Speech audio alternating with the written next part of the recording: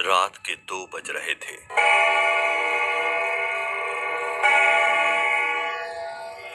एक अलग ही डर मेरे जहन में दौड़ रहा था।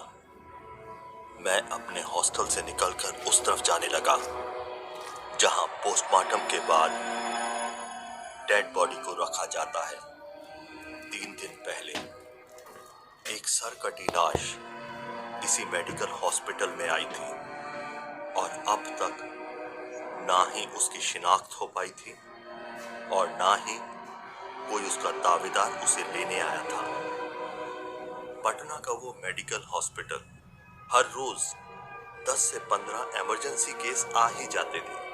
बहुतों को बचा लिया जाता था और बहुतों को चाह कर भी नहीं बचा पाते थे, लेकिन अपनी तरफ से पूरी कोशिश रहती थी उन लोगों को बचाने की।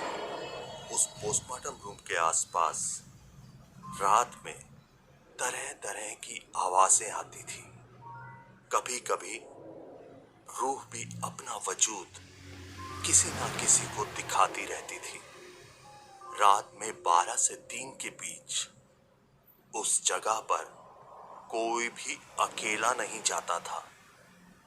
आज रात करीब 9 बजे खाना खाने के बाद ऐसे ही मजाक मजाक में एक बाजी लग गई।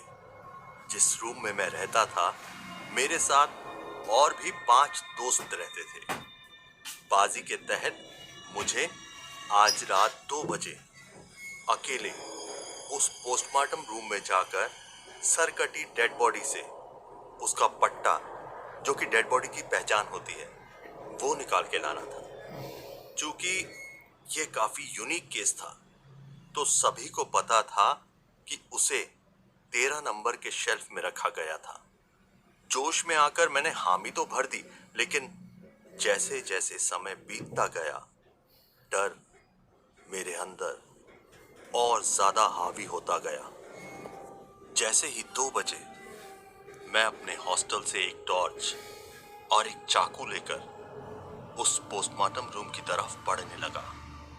जैसे जैसे मेरे कदम बढ़ रहे थे डर और ज्यादा हावी होता जा रहा था। जैसे ही मैंने उस पोस्टमार्टम रूम का कमरा खोला लाइट कट गई। एकदम घुप अंधेरा। मेरी धड़कनें तेज होती जा रही थी। उस शांत वातावरण में मैं अपनी धड़कनों की आवाज बहुत आसानी से सुन पा रहा था। मैंने जल्दी से टॉर्च का स्विच ऑन किया, लेकिन वो जल नहीं रही थी। मैंने अपनी हथेली पे 4 से 5 बार जोर जोर से टॉर्च को पटका, लेकिन वो फिर भी जलने का नाम नहीं ले रही थी। कुछ समझ में नहीं आ रहा था। हॉस्टल से जब निकला था तब वो टॉर्च चल रही थी। अचानक उस कमरे की लाइट कुछ सेकंड के लिए जली, फिर वापस बंद हो गई। अब मेरी धड़कनें कई गुना तेज हो चुकी थी। डर के मारे मैंने टॉर्च के पीछे वाला भाग तुरंत खोलकर फिर वापस टाइट किया। इस बार वो टॉर्च जल गई। टॉर्च के जलते ही मैंने अपने कदम कमरे के अंदर ले लिए। सामने 13 नंबर का शेल्फ मुझे साफ दिखाई दे रहा था। मैंने तेजी से अपने कदम बढ़ाए और मैं उस शेल्फ के नजदीक पहुंचा। मैंने जल्दी से उस शेल्फ को बाहर की तरफ खींचा। उस लाश के हाथ में और पैर में टैग लगी थी। मैं जितना जल्दी हो सके उस टैग को लेकर उस कमरे से बाहर चला जाना चाह रहा था। मैंने तेजी से उसके पैर का वो टैग अपने चाकू से काटा। इतने में बहुत जोर से आवाज आई। ऐसे लगा किसी ने बहुत जोर से दरवाजा बंद किया। मैंने टॉर्च की रोशनी उस दरवाजे की तरफ दी। मुझे ऐसा आभास हुआ कि मेरे बगल में कोई खड़ा है। मैंने अपना टॉर्च घुमाया, लेकिन वहां कोई भी नहीं था। मैं अब उसके हाथ का टैग काटकर जैसे ही वापस पीछे मुड़ा, किसी ने मेरा हाथ कसकर पकड़ लिया। मैंने डर के मारे तुरंत अपनी टॉर्च की रोशनी उस तरफ की जिसने मेरा हाथ पकड़ा था। ये वही सिर कटी लाश थी जिसने मेरा हाथ पकड़ा था। यह देखकर मैं डर के मारे वहीं बेहोश हो गया।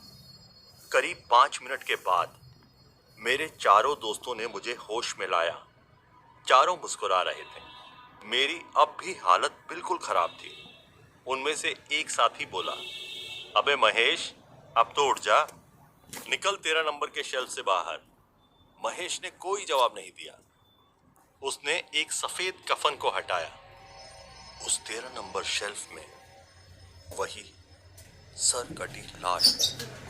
उस सर कटी लाश को देखकर उन चारों की हालत बिल्कुल खराब हो चुकी थी।